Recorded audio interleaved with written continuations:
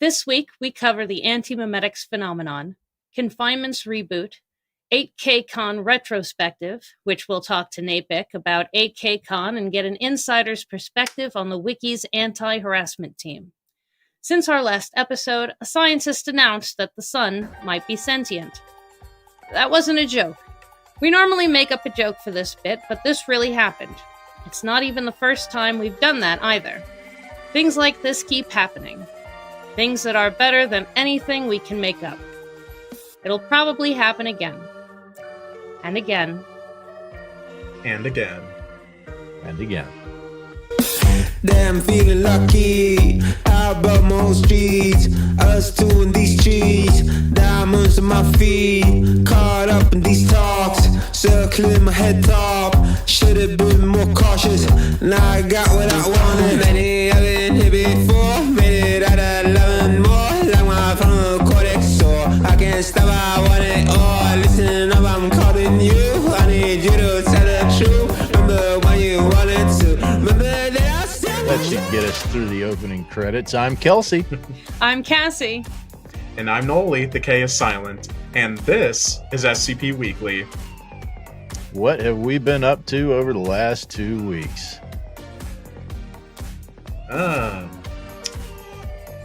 I think this has been one of the least eventful weeks 2 weeks I've had in a while. No monsters. I'm quite this time. jealous of you. No monsters. No? No. Did you get that thing figured out? No, it just... You heard it. That's Yep. all. That was it. Yeah. Cut. Done. Very good. I like it when it happens like that. Fucking fucked me up. And you know what? I will believe people more often when they say, yo, I heard a fucking thing. Like, Yeah. bro, me too. Disembodied voices are not my thing. I Nope. would like to never experience that again. Send all of the monsters to Nolan, please. Leave us alone. We've had it up He's looking here. for something. He's got a help wanted ad. I mean, in paper. I'm trying to look for something. I mean, I was reading a fucking... sign up, says monsters wanted. Yeah. It's got his Discord DM on it. Yeah, just a sign, monsters wanted, parentheses, not sexually. Because I have to make that apparent for some goddamn reason. Yeah, Oh, some of us like you monsters. gotta be a so. monster fucker if you're ace in this community. Yeah, look, I'm not dissing anybody who is a monster fucker, okay? Look, you do you, you know? Some people like being with people of the opposite sex, some people being with someone of the same gender. And some people just like getting railed by hentai monsters. We all have our own special thing, okay? Have I not told you guys about my Facebook group? I think You told us have. several times. Yeah. Okay, good, because that chatter makes me go, oh no!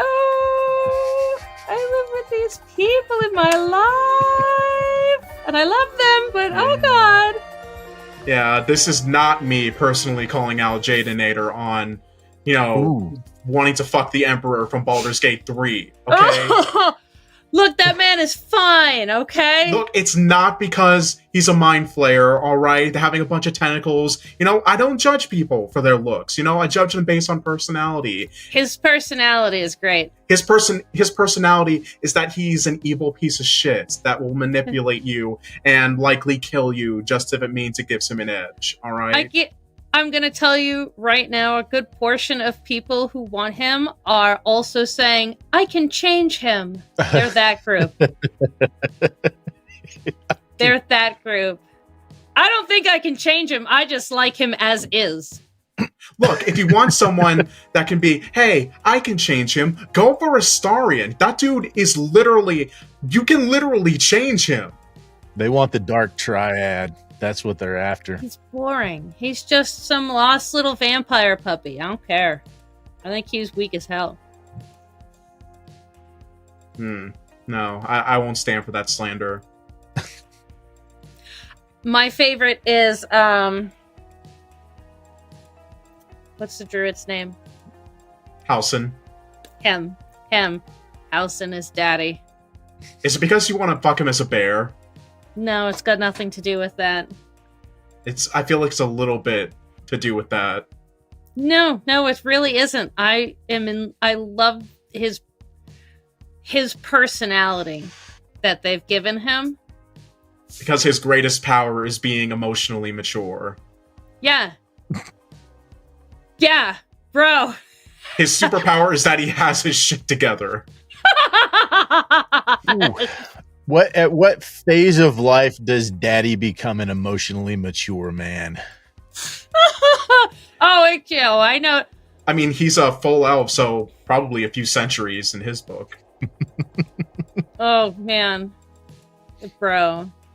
Any day. I'm not so fond of the bear, but I don't mind the bear. I don't want the bear that way. I mean, you want to ride the bear, you don't want to get rode by a bear, okay? There's a difference.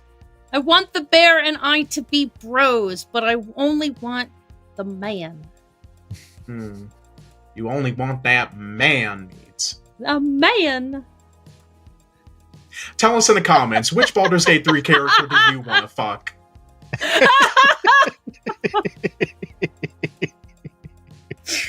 Okay. All right. So, Nolan, what have you done this week? Work. What else is new? Same. Fucking 6-day work weeks these past few weeks. That can be a fulfilling life. One of us here has been working so fucking hard, they hurt themselves. Imagine who it might be.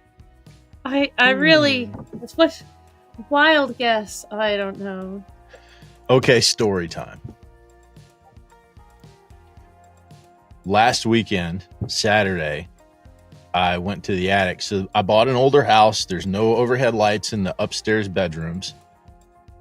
Getting ready to renovate my daughter's room because we're going to do that one first. I need to run the wiring. I spent all day in the attic. Long story short, spent all day in the attic, got a shower, came down, passed out on the kitchen floor 3 times before the paramedics arrived. And then once after they arrived. Have you guys ever been knocked out, like unconscious? Yes. You ever go under anesthesia? If you've ever actually lost consciousness, when you come back, you don't like come back all at once. It takes a little bit of time to ramp back up. And so that's been my entire last week. Like, first of all, that's how my entire week was. Like, okay, like I'm remembering my name now. Cool. But also I have 2 very important things happen on the real estate side.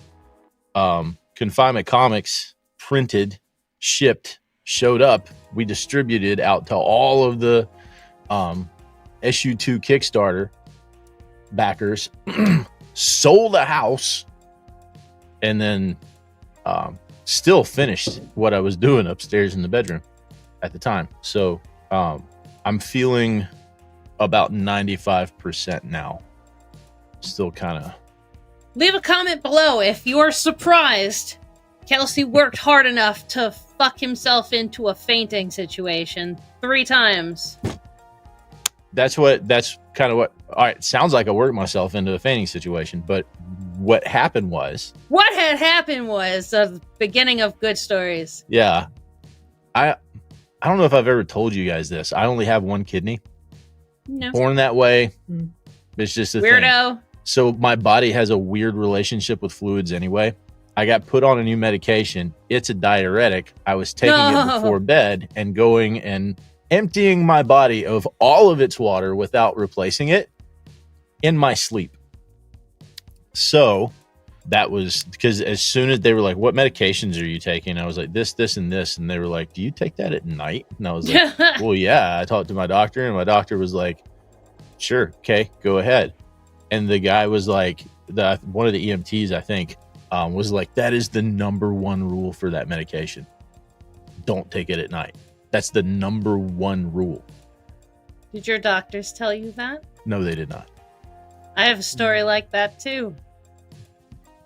Not a knockout story, but a doctor irresponsibility that really fucking fucked me the fuck up. Yeah. But yeah.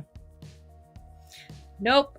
Shouldn't have to learn about medication like The that. hard way. The hard way, yeah. Yeah. No, in general. Speaking of medication, I really miss having anti-anxiety meds. Or at least being able to afford it. Bro, I wish I could. I wish I could hand this shit around like candy to all of my friends.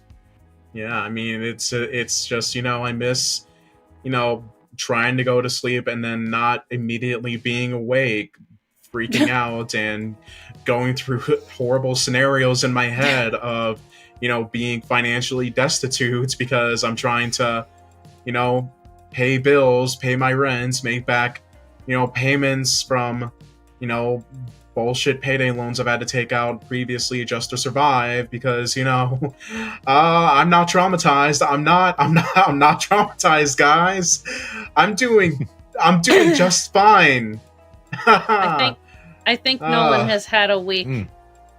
Yeah. I think Nolan has had a year, but honestly, I've had 4 years. It's been a rough 4 years, I will say. Oh God. Yeah, tell us in the comments who should be Nolan's new drug dealer. Yeah, let's get back to the funnies, guys. Where I'm gonna cry on camera. You're also having a big year too, though. SC Peeps. Am I? The show, yeah. Right. Yeah. Oh yeah, something cool that's happening to you, and better than most things that happen to the rest of us. Sir, person thing. Trying to go for VA roles, have been not really getting much yet, but hey, if you want to hire me, I have a great personality. You can probably tell I'm not good with the camera. I'm not good with the camera, but I can make my voice do the funnies. I can make my voice do the funnies, and I can also be very sad, which is sometimes not an act. So, please hire me. Please. For the love of God, please hire me. Nolan. If you want to hire Nolan. Cut this out. Editor, cut this out. Cut all of this out.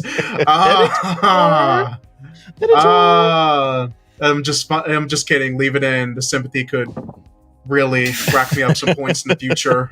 It could. Nolan's about to go viral for trying to get some VA work. Hey, do that Fozzie again. We can put it in. Oh, no. Waka waka. See, I can do the funnies. Lord. Speaking of funnies, let's go back to artwork tagging proposals or some shit. Just a few weeks after the proposal and the implementation of a directory of artist pages, site staff are taking further actions to enhance the experience of artists and their appreciators on the site. Staff member Jordan, I apologize if I got your name wrong, on behalf of the site's art committee, proposed the addition of several tags which would be added to the art pages and describes the style and content of artistic works, not unlike the descriptive tags recently added to the site's tales. The proposed tags are separated into two categories: the style tags, animated, cel-shaded art, image editing, painted art, pixel art, and sketched art, and the content tags logo, poster, GOI art, personnel art, and SCP art. The voting period on this proposal has ended, and it has been approved, with tags being added to appropriate pages. Vive la revolution. It's been over for a while now, but we still find ourselves talking about 8K Con. Separate and unrelated from the threat regarding vote manipulation and what might be done about it, a general 8K Con retrospective thread has been opened by staff regarding what did and didn't work for this contest, and what might be changed in future ones. Various suggestions have been thrown around. One problem many seem to perceive is the increasing length of contest entries, which combined with the increasing number of entries is making it more and more difficult for readers to look at every contest entry. According to author and wiki staff member Psychic Programmer, the average article is up 30% since 7K Con, and reading every single entry in the contest would take about 60 hours with 1 million words. Proposals to resolve this issue have included word count limits and giving articles bonus points for falling below certain word count thresholds, or reducing points for articles that exceed certain thresholds, much like the marginal tax system used in the United States.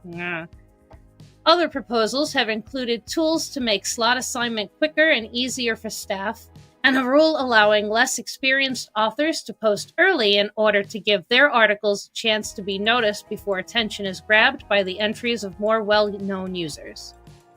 I like that last bit. Letting the young ones post first? Yeah. I like that. All right. It's that time of year in the Northern Hemisphere when the Earth wakes up, shakes off its slumber, and stretches the sleep out of its old joints. Flowers are blooming, birds are building nests, and the trees are dropping their old branches in my yard, so I have to spend an extra half hour picking them up before I mow. Assholes. In this spirit of renewal, Dear College, the SCP Wiki's gathering place for authors to share unpublished works, and Crit is hosting a spring cleaning event. There are 2 ways to participate. Clean out the cobwebs by selecting a project that's over 1 year old to either finish or donate to another author, or fix up some old junk by refreshing an older published piece and reposting it. Posting began March 26th and runs until April 19th, with voting from the 19th until the 26th. There's currently 1 entry on the event's page, linked in the show notes, a Wilson's Wildlife Solutions GOI format posted by Quirius and originally drafted by Fish to the 12th. Tell us in the comments, what articles do you think could use a little freshening up?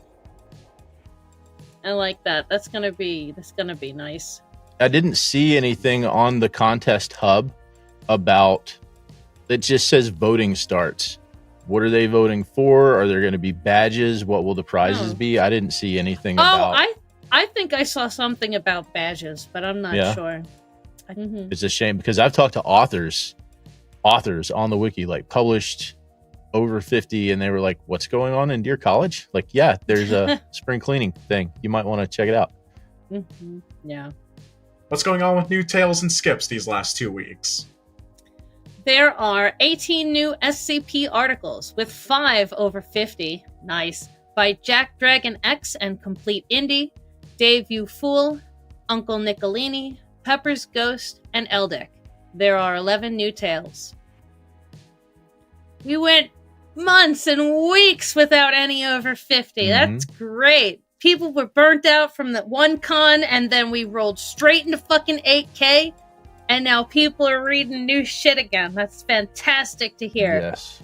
And writing new shit, because those names are names Dave You Fool and Uncle Nicolini for sure, Pepper's Ghost, all AKCon participants, so they're bouncing right back and getting 50 plus upvotes on an article immediately after 8KCon. And I checked, those are not their 8KCon articles. Nice. It does make me feel a little bad for all of the things that were posted in those weeks when people were burnt out over one contest and then another that never even had a chance to get recognition as, oh, there's a new article, let me go read it and give it some votes or vote it down or some advice or some shit. That just, we saw weeks and weeks with nobody above fucking 5 or 10, let alone over 50. They all missed out, and it's a shame. Yep. I wonder if that's something that future posters and authors should be worried about, saving their shit for after, like a month after a con ends. How would that change the ecosystem of the wiki? Would it survive between KCons? I mean, it would survive, please. But it wouldn't thrive between KCons if people were waiting intentionally to post their good shit until after a KCon. Oof. I mean, especially as a new author, I mean, not everybody's gonna not post, but it might not be bad advice on the whole. Most people's stuff went completely unseen and unrecognized for weeks, for months because of it. So I can understand. I'm sure there are plenty of authors who already do it. Yeah. Who go, I'm going to write something, but not submit it for this thing that's happening and just work on it. And then, once it's over, 'Cause I'm sure this is normal. I'm sure everybody has been burnt out and not reading new shit during a con, let alone cons back to back. Yeah, because how many words? Oh my god. One of the articles was like 30,000 words. Yeah, so Something absurd like that. 60 hours worth of reading 7 million words in 8K Con. That's the thing that stood out to me and not necessarily manipulating the votes, but the way that the votes are counted with the marginal system and everything. I think there's something in that, but I'm kind of watching to see how they talk through and make their decision if they decide to do anything, because another big matter of conversation was we've been having this conversation since 6K Con. Since before that, but it really took precedence at 6K Con. Changed a little bit, but 7K Con and now 8K Con, we'll see. I can name at least one person we should be interviewing to talk about this shit. Oh, he's our guy tonight. Tonight, That is the person that 2 minutes after closing time had an entire fucking article written, ready to post about just that. I'm excited about this. Yes. Great conversation coming. Yup. Now we honor one of the things that makes the SCP Wiki great, the procedures in place that remove works that don't meet community standards. Without these rules, there would be an overwhelming amount of bad articles to sift through to find anything good. Thus, we read and present these awfully written articles as if they belong to the main list, and pay our respects to the ones that must die in the dark so that others may live in the light. These are Tales from the Deepwell.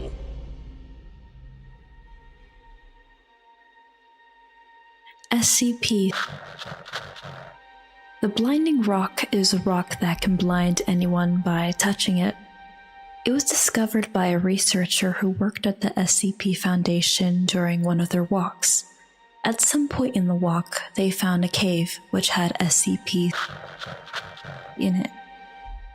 They walked into the cave and stepped on the rock just for a second. They realized that they were blind for only 5 seconds. They looked everywhere for the reason why they were blind and found the rock. When they picked it up, they were blinded. They dropped the rock instantly, and the same thing happened 5 seconds after not touching the rock. They weren't blind anymore. They called in a truck to get the rock. The SCP Foundation transported it to one of their sites by putting it in a bag and throwing it to each other until they got it into a van and brought it to one of their locations. They said it was incredibly easy. Even though the rock was in a bag, it still blinded the person who held the bag, but it didn't really make it harder. That is all the information about the blinding rock for now. We have more information on the blinding rock. When a robot touches a rock that has a camera, the same thing happens as when a human touches the rock, which means that it turns off any bit of sight in anything when touched. I also asked why we need to contain it. They said anything that are anomalies need to be contained because they might be dangerous or it will make people know that anomalies exist. The anomaly that is SCP is neither of those, and this is a waste of time in my opinion. Like last time, that is all we know of SCP. I have some concerning information about SCP. It does not only blind you when you touch it, it also kills you after 1 month from the first time touching it. My last statement that this is a waste of time is not my opinion anymore. Now it's that no one should touch this rock, and we should keep it in its area forever. I will never underestimate an SCP again. Also, more information is that you can't break it at all. That is all the information we know about SCP, who's renamed to the Death Rock. Let's take a break and we'll be back with off-site news and Naepic. Dr. Gray, what are you doing here? Intern, I thought no one came to this closet. So this is where I go to read my real crazy fan fiction. And what's that you're reading? It's, well, you're not dangerous, so I guess I can tell you. This is Confinement. It's a comic series. It's about a guy named Connor who responds when he dies. Really? That just sounds like a whole lot of bung to me. It's absolutely not. It's actually really good, but I've been keeping it a secret for now. I don't want Dr. Bucket to get any ideas on dangerous tests he can make me do. Connor can afford to die, but not me. Wow, that sounds excitingly veil-breaking. Do you know where I can get one? Thanks for asking, Monica. All you need to do is look up SCP Confinement Kickstarter, and the pre-order page should be the first result. And even if you can't get in on the pre-orders, the comic will be for sale on the unredacted Etsy store after the Kickstarter ends. Awesome. I'm already so excited to get mine. Oh, maybe I can show them to Grim.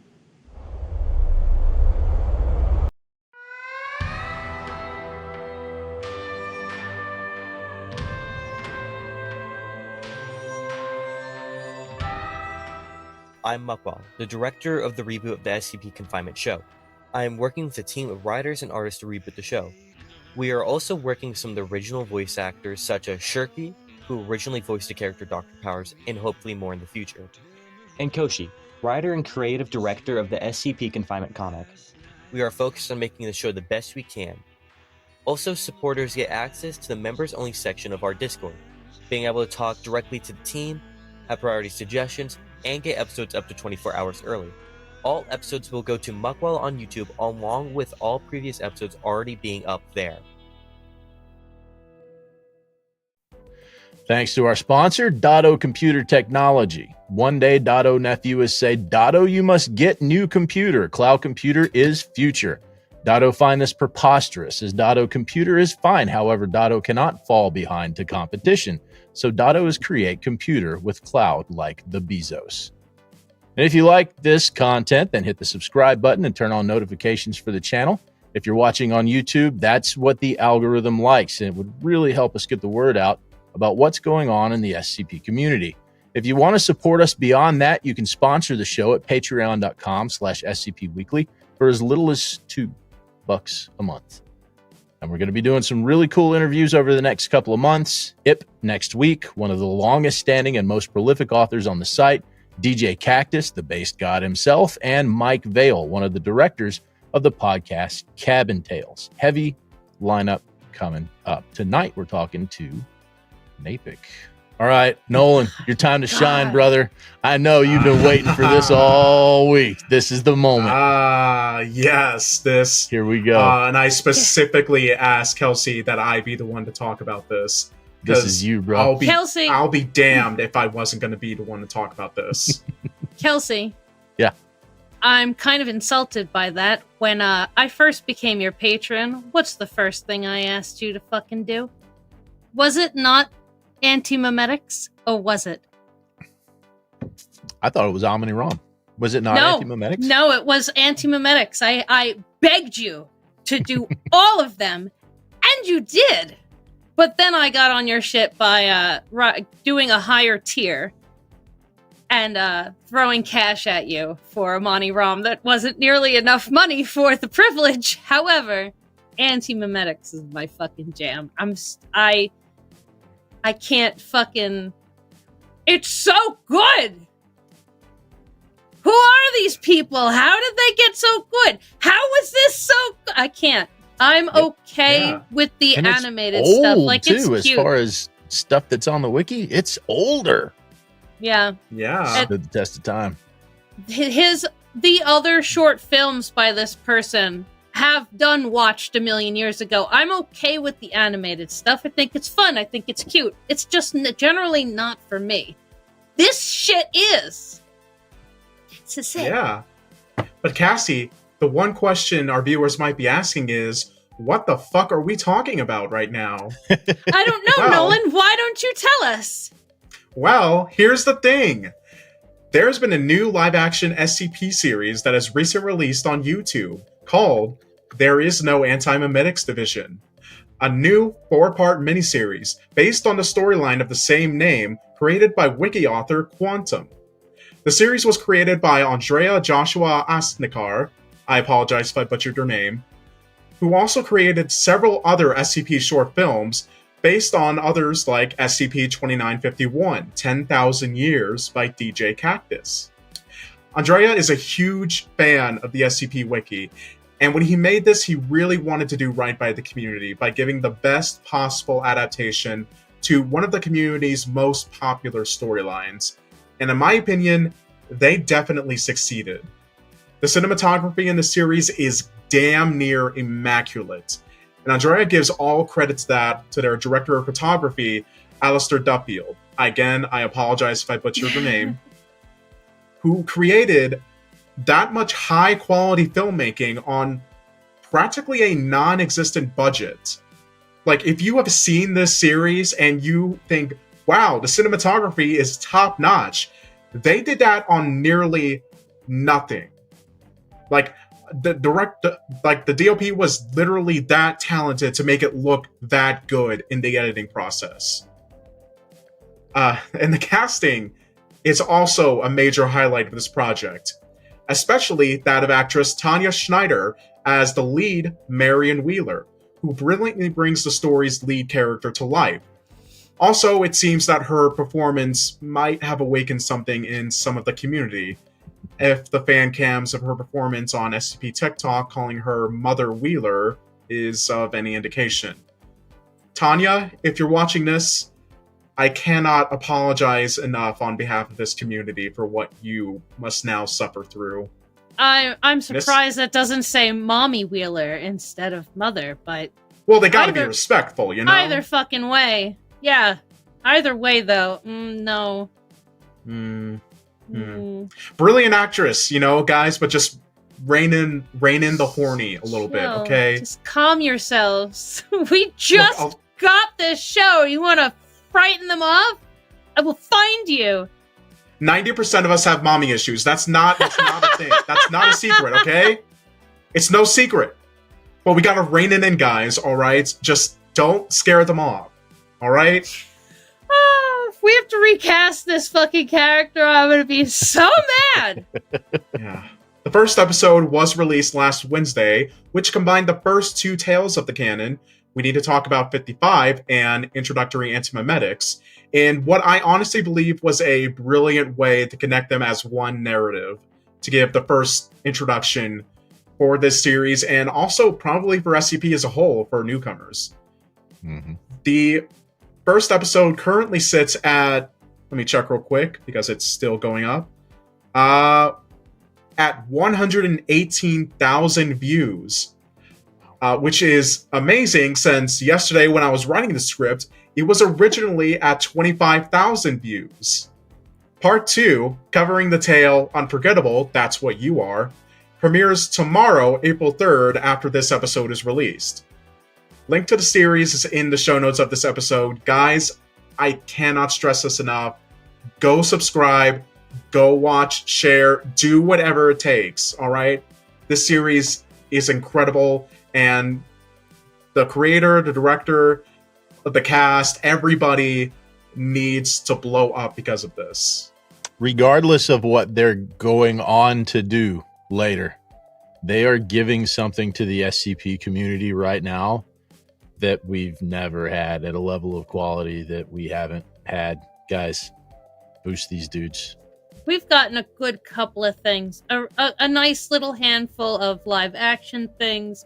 Things that turned out surprisingly amazing. I'm sure there are some very bad things too, but we have a small handful of amazing things. But this is an ongoing series at the moment. Yeah. This is very different than like a 30-minute short film done amazingly is great. We've got a couple of little of those, but an ongoing series is crazy. Mm-hmm.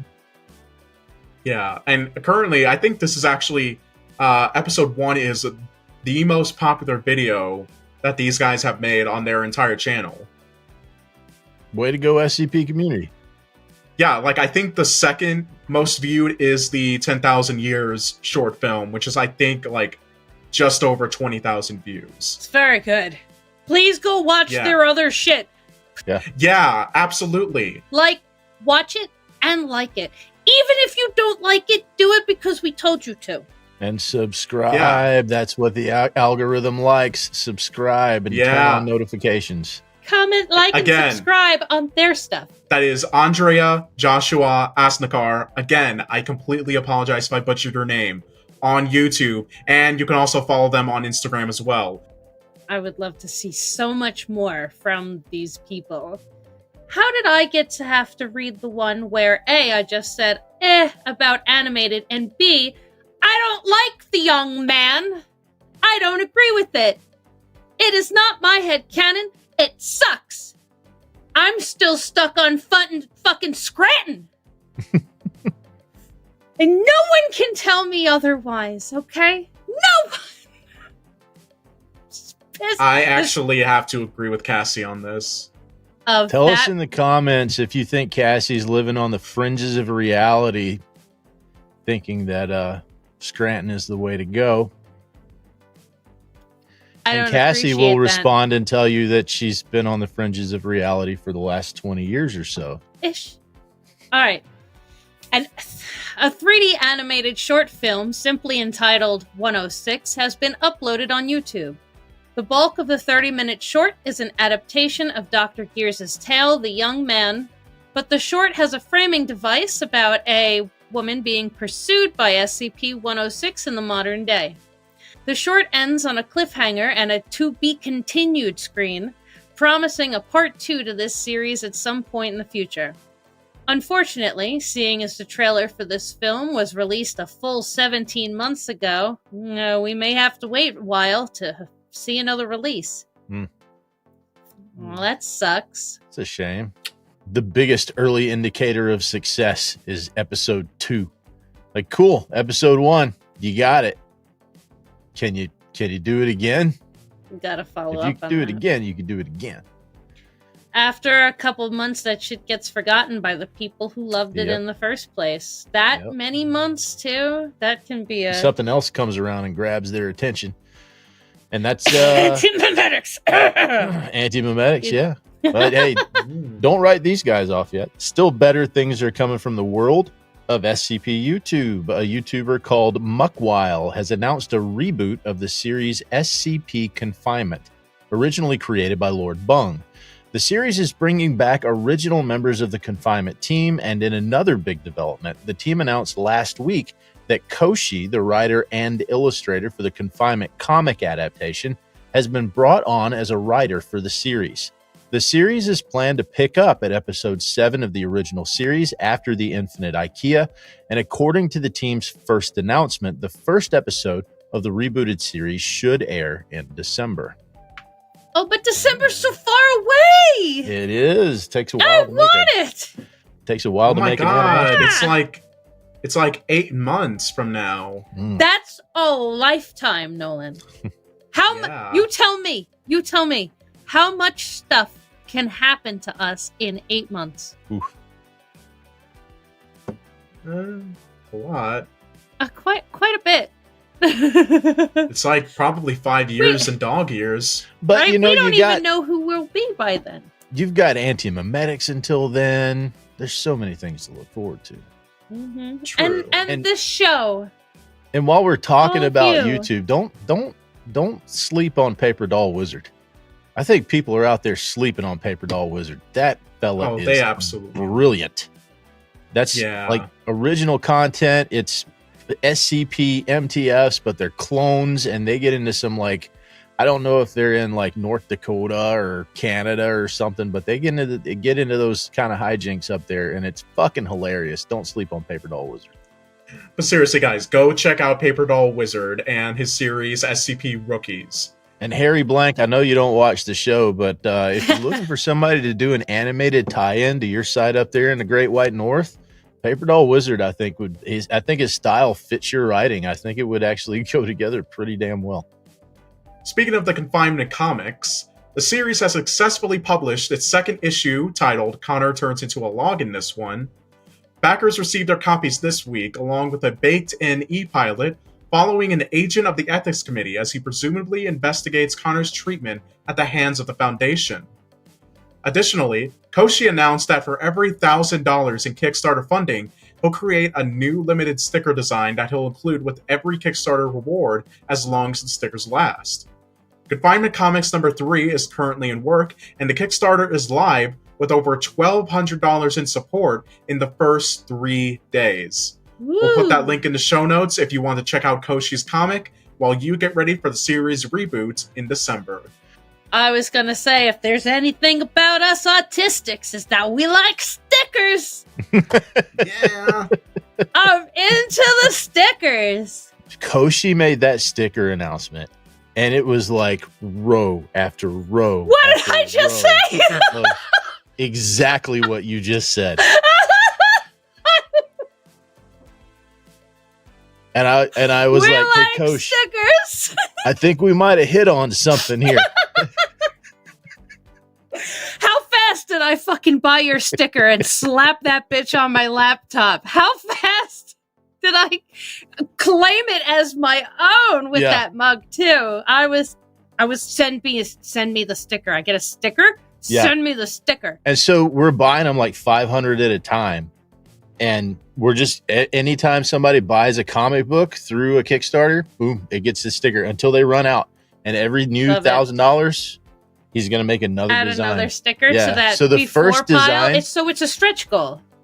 Yeah, they're fucking stretch goals. And I love it because, hey, you guys got in on this first 1,000. Here's your sticker. Oh, there's another 2,000. Everybody gets 2 stickers. Yeah. Oh, shit. It keeps Here's more. He's going to. If we're really lucky, he'll wind up giving everybody like 20 stickers. Okay? I hope he's dug himself into a hole he is happy to climb out of. And going on from the world of SCP YouTube, we're now going on to the world of SCP podcasts. SCP Archives has premiered its 7th season last week, which they have dubbed their Alphabet Anthology season, as they're covering the highly popular ABCs of Death anthology from October of 2022. Their first episode covered is A for Annihilation by Metaphysician, and will be premiering new episodes every Thursday on Spotify and wherever you get podcasts, with each episode showcasing art by Eduardo Valdez-Hevia. Again, I sincerely apologize for butchering your name. Who you can follow at Valdivia_art on Twitter. Link to the episode is in the show notes. A for Annihilation is 43 minutes. Kelsey, you can't let people outdo you like this. Okay. Yeah, right. Like, yeah, sure. All right. Yeah. I did P is for Pluto. All I of their know. arguments are invalid. It's true. Yeah. He did 45 minutes. I did 4 hours. Let's I'm go. I need more of the Yggdrasil Surveyor, like hardcore. This week is the last episode of Yggdrasil Surveyor, and then I move on to Heartless Detective Agency. Nice. I really like these that you're doing. Yeah. I like pulling up the old tales that people like don't even know exist anymore, but they're really, really good. I think that's a fantastic way to go about that. Yeah. I was like, okay, so what? Yggdrasil's tales. And then I realized who it was about and what was happening. And I'm like, okay, I'll listen to this first episode. Sure, I got nothing to do. And then I was pleasantly surprised. Yo, how upset was your wife and child when you fainted? That was weird. Cause my wife, like, she knew something was wrong. I didn't even know something was wrong. Cause like from my perspective, I was standing there talking to her, and then I was sitting there and her face was in my face, and she was like, Kelsey, are you okay? I'm about to call 911. And I was like, why are you talking to me like that? What is going on right now? Like, I was completely lucid, but I wasn't for such a long period of time that I had no idea what was going on. It was weird. That's a weird experience, man. I know. I have not fainted for those reasons, but I have passed out and fainted from other reasons. Surprisingly weird reasons, at least twice, but and anesthesia and stuff like that over the years, but it's not nice. It's not nice. The last time I passed out, I woke up to my husband over me, and I had woken up without remembering this, without knowing it, mad at him and telling him, why did you wake me up? I don't remember that part, but I was angry. All right. And here he is, folks, the man behind 8KCon, anti-harassment team member, and consummate gambler, Naepic. Hey, welcome to the show. Thank you for having me. Hi, this is Kelsey from the editing booth. At this point, I started experiencing technical difficulties that basically caused the rest of my recording for this episode to not happen. So I've gone back and redubbed the rest of my portion of this episode. Thanks for listening. So, Naepic, to start this off, why don't we break the ice with a little game, if you're up for it. Mm-hmm. All right. All right. This game is called Don't Blink. With it, Kelsey will roll his snarf, which is just, a funny word for a giant fuzzy dice that he has. And he'll roll for an investigation check. You'll get a 0.5 multiplier on your roll, and that's how long you have to view the image. You'll have then 10 seconds to describe the image that you see. So say you land on an 18, that means you have 9 seconds to view the image. And after those 9 seconds, you'll have 10 seconds to tell us what you saw. Or we could just lose Kelsey also, apparently. Oh, every week with this fucking guy, I swear. Remember when he was in the barn? Where the fuck did Kelsey go? Oh wait, he said he's restarting his computer. God damn it, Kelsey. Bro! I'm always sympathetic to tech issues because I am completely tech illiterate. So, if anything ever happens, I am more than happy to blame the machine. No, I'm just blaming Kelsey. I know his machine is fine. It's him. It's user error. Yeah. We kind of got him back, but he's not there, is he? No. When is he ever there, really? Oh, you're not wrong, though. Fuck it, let's get to the games. Let's just move on. Let's move on before I make Cassie cry. You don't like being the only one to cry in an episode. I know you're just trying to take me with you. No, I already had my psychotic break at the beginning of this episode, alright? We don't need another. Oh, shit. Okay. So you get it's 9.5 seconds. Rigged. Oh. Okay, so it looked like a spacesuit and a hoodie with neon green skeletal hands, and in particular, there's a handprint in front of what would be the spacesuit's glass. And that is, I guess, all I got out of that image. All right, and now it's time for our second and last game. We're going to play Fact or Myth. Last week, when we had Calibold on, they gave us I washed my hands and I beat up elderly people. And I know Cassie and I thought that beating up elderly people was the myth, I believe. I immediately called fact. I think you agreed with me not knowing that I called fact. But we could say myth. That's fine. No, I remember. Now I remember. We saw it was fact. I think he beats up elderly people. Yeah. I think I'm gonna choose washing hands as well, because knowing Calibold, he loves bragging about doing crazy stuff, but there is one insane thing that he's done that is actually a fact, and it's not beating up elderly people. Oh, I want to know what it is. So one of Calibold's articles, I believe, is about the author of the Diary of a Wimpy Kid series. And then what happened was one day he decided to tag him directly on Twitter and convince the author to read the article. And then the author gave his praise for it.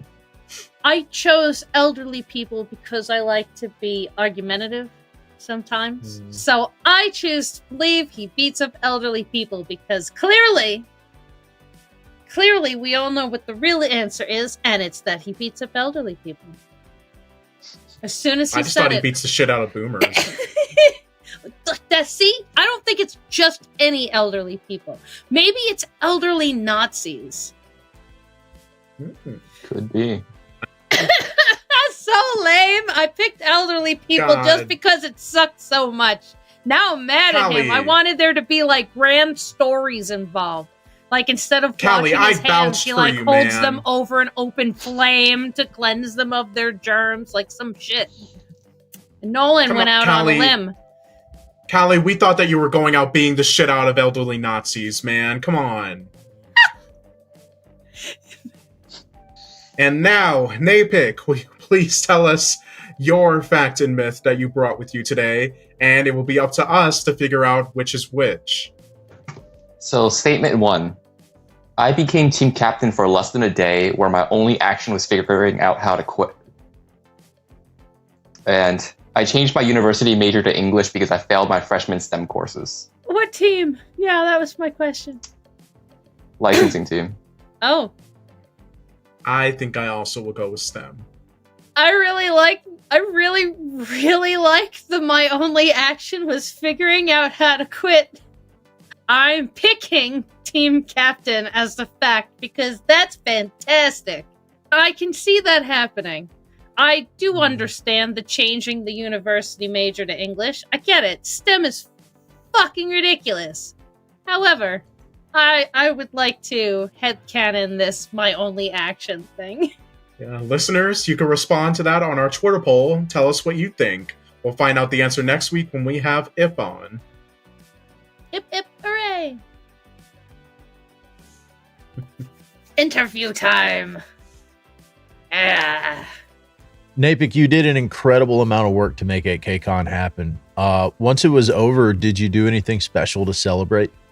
I went back to New York City in order to go to a steakhouse with a friend. Nice. So that was nice. Very cool. We got some great restaurants. We've got good food. Yup. Yeah. How far in advance do you start working on a KCon? You guys announced in January, right? January 15, yeah. So what do you and the team and wiki staff do to prepare for a KCon? So in terms of KCons, we usually use previous KCons as a template, and then we use those to sort of base it off and then see what worked well previous time and what didn't work, and then adjust the rules accordingly. But as far as specific KCons, I think this one we didn't think of a theme until September. And this is sort of a trend for us when it comes to setting contests, where we don't really think of anything until like the end of a year. One, because it's hard to leak something when you don't know it in the first place. But two, because what we do is that we have a roadmap of all the contests for the upcoming year, and then we figure that out by the end of the year, and then so we have a full list of what we're going to be doing, and we can plan accordingly. So you guys knew last year when 8KCon would be? So, yeah, in late 2023, we had scheduled 8KCon to happen in early 2024. What does the preparation look like for wiki staff? So what we do is that we tend to just talk about how 8KCon is coming, but we also have to actually talk about when a rough estimate of when it's going to happen, because we need to inform teams like Internet Outreach so that they know when to prepare our advertising. We need to let the rest of staff know to anticipate a wave of posting. And so what we do is that we usually tease as like, oh, a contest is coming, or 8KCon is going to happen during early January, or maybe like the early 2024, something like that. So how did 8KCon compare to 7KCon as far as volume for you guys? I think it's honestly a little less. I believe 7KCon was around like 150, but I honestly could also be making it up, and I should be looking at the hub right now. 7KCon had 119 surviving entries, while 8KCon has a little more, 123 surviving entries at the time that the contest ended. I was in the 8KCon Discord chat as the countdown was immediately ending, so I was there the whole just as that moment. And 2 minutes after it ended, you posted something. So this was the public statement that I had been discussing. This is a problem that happened during 6KCon, where because during that contest there was a very close front runners in Cactus and Rounderhouse, and so on one hand they had a lot of friendly bantering between them, but also attracted a lot of I don't know if I would call them malicious actors, but a lot of people who were voting in order to influence the contest by upvoting one person and downvoting the other person at the same time, rather than taking into consideration the merits of the article. And in this case, we had something similar in that we had 3 frontrunners in this case. J Dune, Plague TJP, and DJ Cactus. And so what happened was there was a large amount of votes that were clearly designed to try to influence the contest going one way or another. And because this was so public and the authors affected were also making public posts about it, we felt that as the contest team, we needed to make a statement about it. So there has been, and there still is, a lot of talk about upvote manipulation during 8KCon. In your perspective, do you think most of those bad votes came from offsite or more typical on-site users? To me,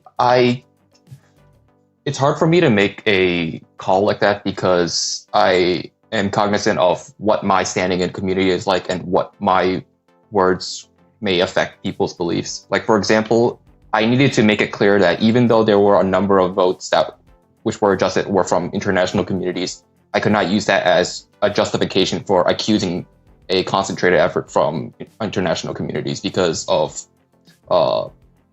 I don't want to call it diplomacy, but just cordial relations with other branches, especially because they were being accused during a point where there was very heavy tension, because there had also been a lot of comments from I believe it was the Chinese branch, where they were having a lot of discussion regarding one of the frontrunners' pieces, which that author felt were, I guess, unfairly targeting them. Putting that aside, I still am unable to tell whether or not it's fully offsite or not, but I can say that a lot of the votes that were adjusted were not any major authors, so I don't know if that's something that can be construed as onsite or offsite. Of the ideas that have been proposed, which ones do you think are the most viable? To me, the easiest one that would be able to implement would be something like the one that was suggesting another thing resembling the 001 hub, where everything gets a single slot. But I also recognize that it's not exactly feasible because you would have to single out one specific slot and then you would have to turn that into a hub, and I'm not sure if I have the authority to allow that. The other thing I saw was one by Sujit, where the idea was to make like a massive army of bots to obfuscate the voting totals, which was, I'll be honest, I learned about that while I was at the steakhouse, and it was beautiful. It's like, I don't know how feasible that is. Like I've said, I'm not a tech person, but if people feel that it is something that could be implemented, I'm all for doing that as a test for a smaller contest. So my favorite that seems, I mean, to me anyway, the easiest is just ignoring downvotes. You also have a lot of controversial articles that could have a lot of upvotes and a lot of downvotes at the same time, and then you start getting questions of whether or not that should be considered placed higher than one that may have less attention but has a significantly higher ratio of upvotes to downvotes. This was something that happened with 7KCon, where there was an idea of giving people some leeway in having a sort of a narrative style where they would post part of an article, give it a few days or even a week, and then post the other part of the article. It was called delayed posting, and then some people took advantage of it. Some people took issue with that because they felt it was bringing extra attention to an article because they would just promote it by saying, oh, part 2 of this article is out. Come review it again. And so we had to tune up the rules for 8KCon, where if you were going to do that, you have to have that done by the end of the posting phase. You couldn't have it extend into the voting phase. That makes a lot of sense. I mean, I really like I love this, I can't wait for the next part. But you have to have it all done. That makes sense at minimum. Yeah, it is something that's been on my mind because My personal opinion is that I am reluctant to restrict an author from writing pretty much anything that they want, especially for a contest that celebrates writing on the wiki. But some people have talked about, rather than restricting people from voting, we should promote shorter works. I think it was Stormbreath who had promoted or suggested an idea where shorter lists would have a sort of boost to their voting totals, in that we would make vote adjustments part of the official tally. Like extra points or demerits based on the rules set forth in the beginning? At minimum, I do think that the one thing that we will be changing is requiring authors to put down the word count, just so people know what they're getting into.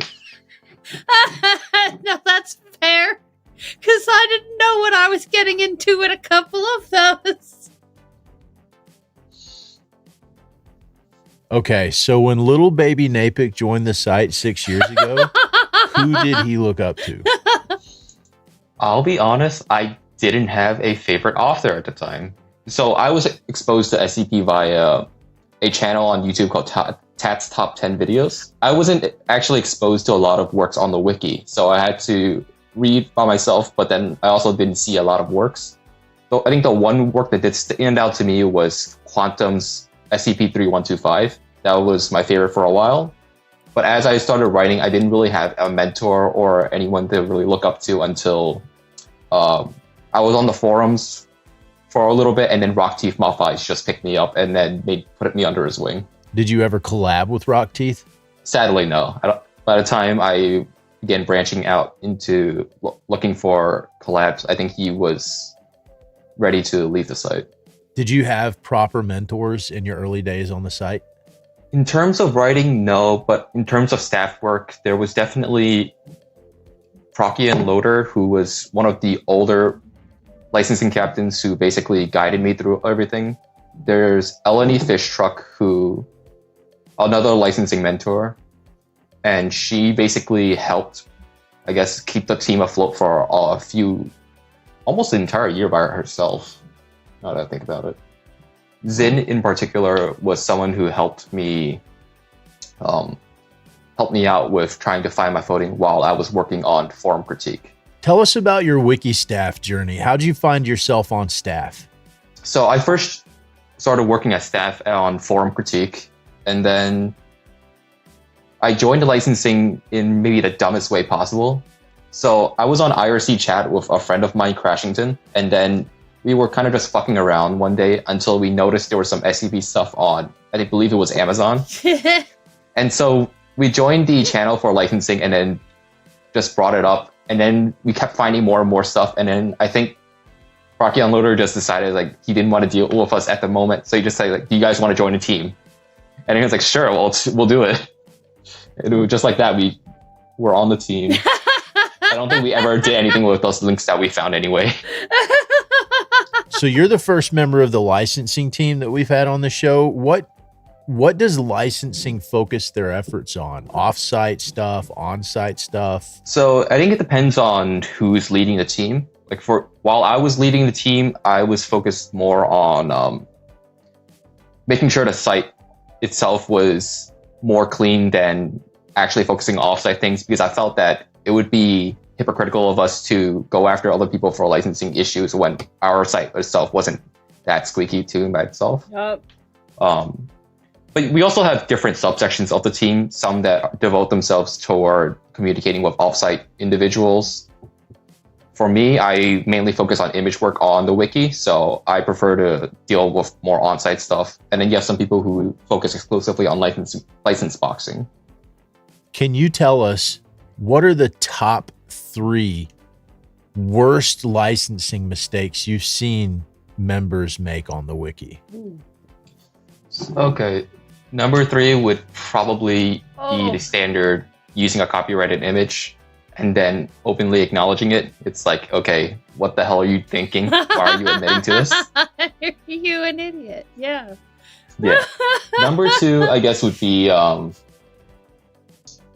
attempting to do it, but not only that, but claim fair use, because that's not how it works. You are asking for a lawsuit, and then I am not going to allow that. And then number 1 would have to be not doing everything before that, but not only that, but contacting the original rights holder in the first place, which happened once, and once specifically in a negative context, and in a few other times where the rights holders gave permission, but it was still something that was incredibly stupid.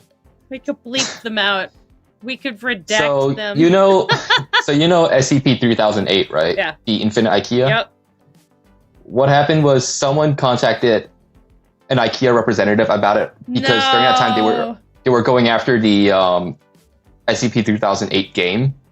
They had shut that one down. So then they contacted IKEA about the wiki's usage of 3008. And then I believe that the representative said, don't contact us anymore. And then ever since then, I was just like, why are you doing this? Why would you bring their attention to the site? Oh no! It was someone on the wiki, but I'm not going to name them. Oh yeah.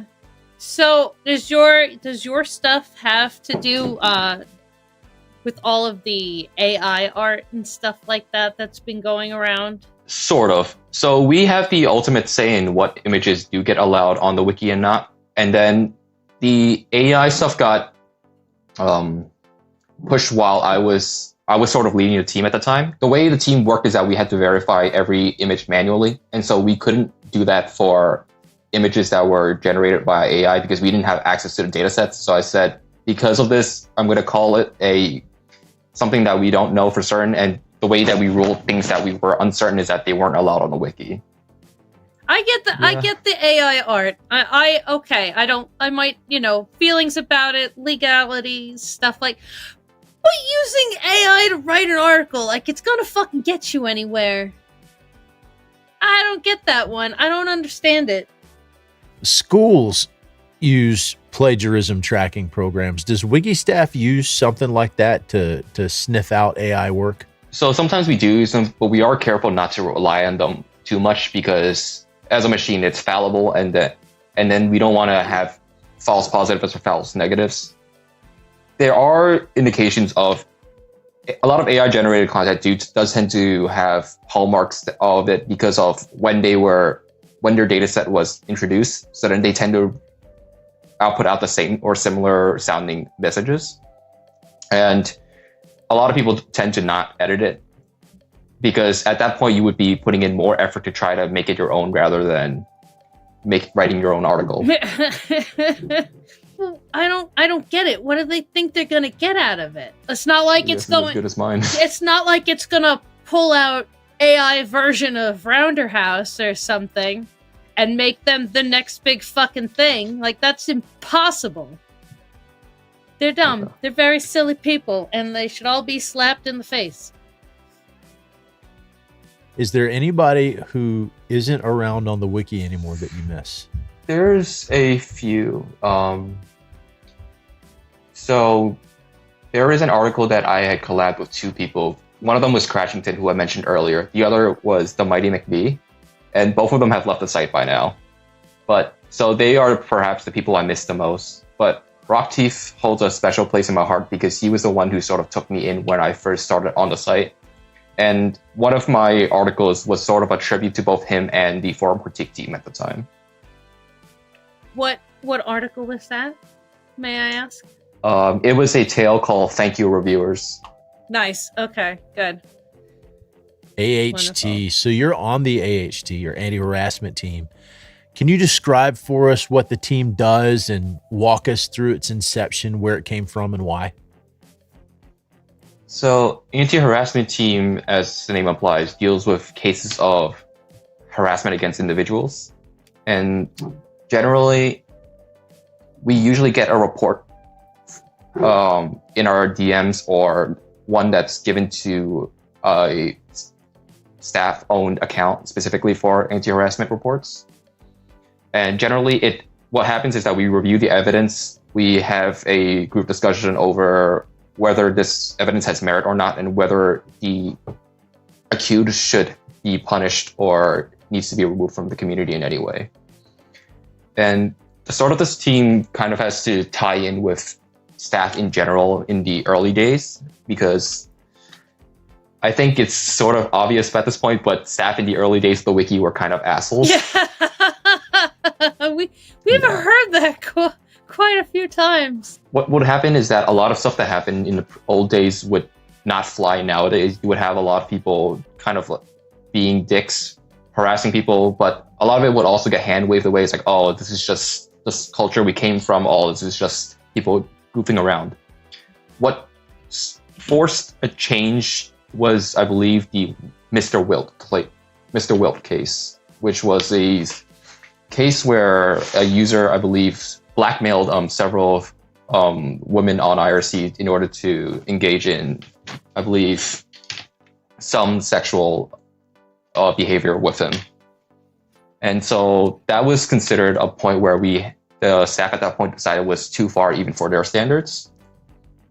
And as they discussed it, they realized that this was the time for them to take a stand against harassment for the first time, like actually doing something serious about it. And that was sort of like the impetus for the creation of the team. And then there was also discussion about whether or not it should be open on the O5 forums or if it should be private. And I believe it was decided to be private and confided within the team exclusively. The idea was that if we kept it confidential, it would, I guess, keep the victims more safe compared to voicing out their complaint on public. Because if it's in public, then there's no action taken yet. People are deliberating on this, and then the accused can see the complaint long before any action has actually been taken. What would you do if an AHT case expanded to the actual legal system?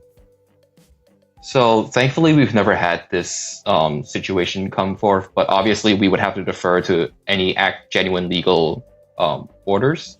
And I believe that would ultimately fall on Dr. Mann, the current captain of the anti-harassment team and also the master admin of the wiki itself. So I heard you mention the Deadly Moose and Troy L. What part did they play in the creation of the anti-harassment team? So Moose was sort of the person who came up with the notion of the anti-harassment team, specifically for harassment cases. And Troy was sort of the person who at the time had what I would consider, let's call it political capital, where you needed to have some kind of charisma, you needed to have some sort of friendship with other staff in order to get things done. And then Troy was sort of the person to go to for that because he was generally well-liked by everyone. And then he was also smart with how he presented himself so that he didn't really cause that much problems. And so Moose was the one with the idea. Troy was the one who gave the opportunity for this team to be created. And the two of them would sort of vet who would be set down to the team and who wouldn't be. Who was the first team captain of the anti-harassment team? Ooh, honestly, that's a good question. Let me check. I like that you can just check real quick. So I couldn't find anything I don't think I have any concrete evidence that this was the case, but the earliest captain I could see for the team was Solar Singularity, and that was around 2014, January 2014, whereas the Wilt case was in June 2013. So I don't know for certain if the team was created between that time, but all evidence points to Solus being the first captain. And that's 10 years. Yep. We've come so far. Yeah. Tell us about the tale you wrote, Retirement Letter. So Retirement Letter was sort of supposed to be my 5-year perspective on on being on the wiki. And the idea was that I wouldn't say embellish parts of my life into that, but I did adapt it towards making it ambiguous whether it was a real person speaking or if it was someone on the wiki inside the Foundation speaking. And the idea was talking about someone who was preparing to retire from the Foundation itself and how far they had come and then all the people that have left before them. And now, do we have any mail? We do, but I closed my window, so I'm trying to find it. Oh no. Ah! Oh, Fern. Hey guys, April's coming up fast. Do you have any April Fool's Day pranks lined up? Fern. Oh, Yeah, Yes, we No, do that have was something my planned April Fool. for That was once April mine. 1st happens. Yeah, that was mine. April Fools. Okay. You have plans? Yeah, we do. I have to say, I always play it by the skin of my teeth, like in the moment. But my wife starts planning April Fool's Day 3 months out, so I am afraid. Nolan, Yeah. do you have plans? No, I'm too fucking lazy to come up with one. I gotta work. Hey! That's my April Fool's Day to myself. So every year for April Fools, we tend to change the theme of the site and add in some joke articles. We have something planned for this year, obviously. So this won't come out until the 2nd, so anybody who sees this will have seen it by then. So that'll be great. Yes. Surprise, everyone! Hope you liked it. Yo, get the Yankee, get Zari, and Neaters that don't know what that means. I do. What is an underrated TV show that you believe more people need to watch? Person of interest if I am allowed to vote. And if no one says anything about the Antimemetics series, what I talking about again? Oh, right, Everclear, tastes like water. Oh, question time. Could Cassie read that U.S. Marine sniper's copy pasta? I refuse because I was around when that started, and just like fucking QQ raw shit, I'm not doing it now because it's basically in the same line of the Undertaker and Mankind being in a Hell in a Cell match script. I love it, but I'm not reading this one. Kelsey, you read it. Also, P.S. Here's a cat that decided to live with me and my wife. Weird that she's fluffy and in a cage, and... What the fuck did you just fucking say about me, you little bitch? I'll have you know I graduated top of my class in the Navy SEALs, and I've been involved in numerous secret raids on Al-Qaeda, and I have over 300 confirmed kills. I'm trained in guerrilla warfare. I'm the top sniper in the entire U.S. Armed Forces. You are nothing to me but just another target. I will wipe you the fuck out with precision the likes of which have never been seen before on this earth. Mark my fucking words. You think you can get away with saying that shit to me over the internet? Think again, fucker. As we speak, I'm contacting my secret network of spies across the USA, and your IP's being traced right now. So you better prepare for the storm, maggot. The storm that wipes out the pathetic little thing you call life. You're fucking dead, kid. I can be anywhere, anytime, and I can kill you in over 700 ways, and that's just with my bare hands. Not only am I extensively trained in unarmed combat, but I have access to the entire arsenal of the United States Marine Corps, and I will use it to its full extent to wipe your miserable ass off the face of the continent, you little shit. If only you could have known what unholy retribution your little clever comment was about to bring down on you, maybe you would have held your fucking tongue, but you couldn't. You didn't, and now you're paying the price, you goddamn idiot. I will shit fury all over you, and you will drown in it. You're fucking dead, kiddo.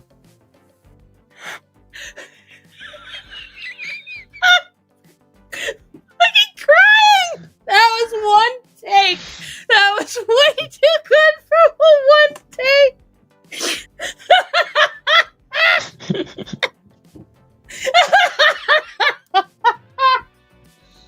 Well, that's all we have for this week. Thank you all so much for joining us. Thanks to our patrons, Arsfel, Lack of Lepers, and Only Mask Productions for supporting us at patreon.com/scpweekly. Your support helps us keep the lights on. Intro and outro music was Caught You at the Perfect Time by Superintendent McCupcakes. Thanks to Naepic for spending time with us. Thanks to our sponsor, Dado Computer Technology. SCP Weekly is distributed by Smooth Cadence Productions. SCP Weekly is not affiliated with the SCP Foundation Wiki, and as such, the opinions presented in this program are our own and do not necessarily reflect those of the Wiki or its staff. I don't know about licensing, but I think that's good enough for the site itself. Music is provided by Epidemic Sound. Content relating to the SCP Foundation, including the SCP Foundation logo, is licensed under Creative Commons Sharealike 3.0, and all concepts originate from the SCP Wiki and its authors. This recording, being derived from this content, is hereby also released under CC by SA 3.0. Until next time, I'm Kelsey. I'm Cassie. And I'm Nolan. The K is silent. And this was SCP Weekly. Have you watched the new Antimemetics on YouTube? I have not had the time to watch it yet. You're gonna like it, I think. If you... I was gonna say, while we're on the topic, I just looked up and it's now currently at 127,000 views. Oh shit! Gone up at 10,000. If you get a chance, it's worth watching. Anybody who loves Antimemetics like we do, Nolan and I are fucking thrills for this. But if that's an article that got you into this, if you get a chance, it's definitely worth the time. Good night, See everybody. you guys. Good night, Bye. everyone.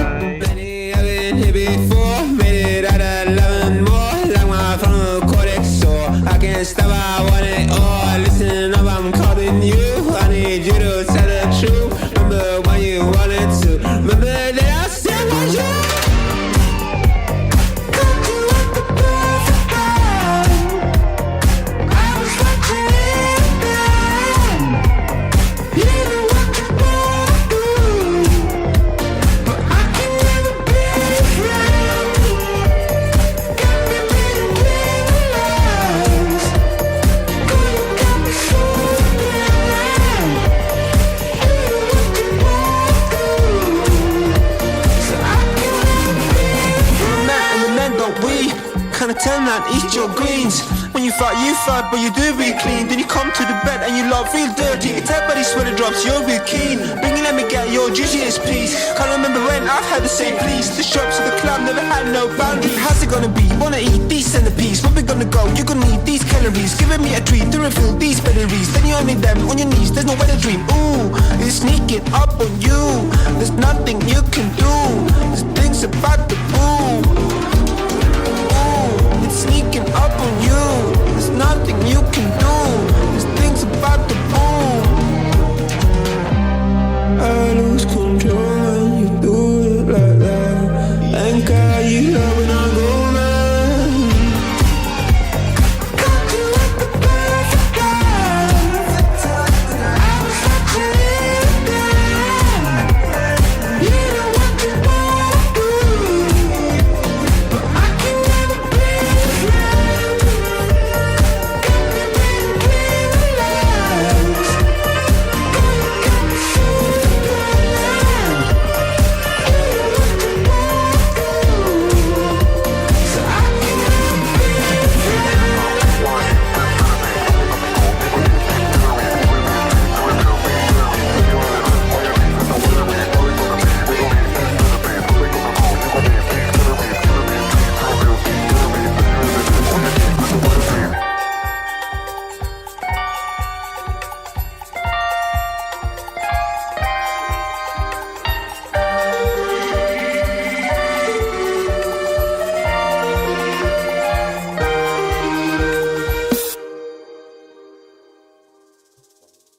Does she ever come home with stories, though? Like, Dad, you don't understand what these people I go to school with are like.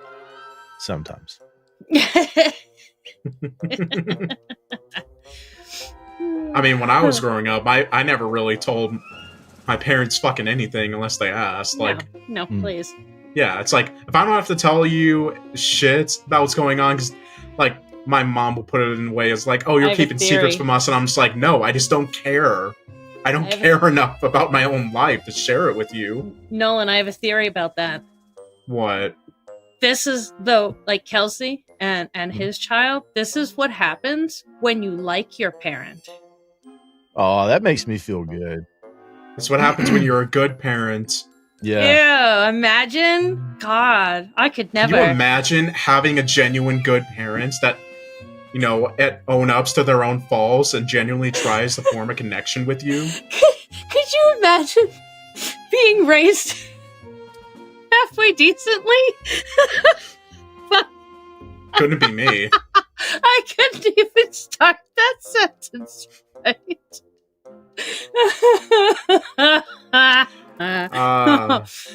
We are- Sucks to be us. Amazing. We're fucked.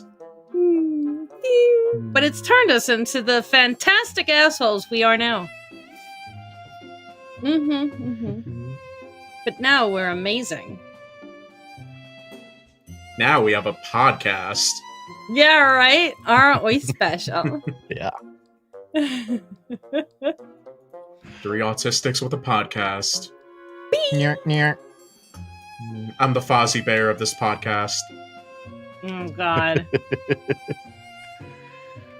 Oh, Foz. We need to find you a Kermit. Haha. Really. Please do. I'm very lonely. Does that All make right. you Gonzo, Cassie? Sure. I gotta run out and get some chickens. I'll be right back.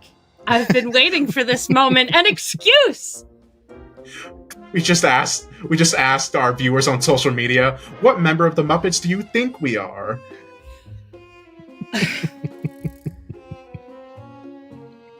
My favorite is the Mad Bomber, and also, what's his name? The Eagle. Sam?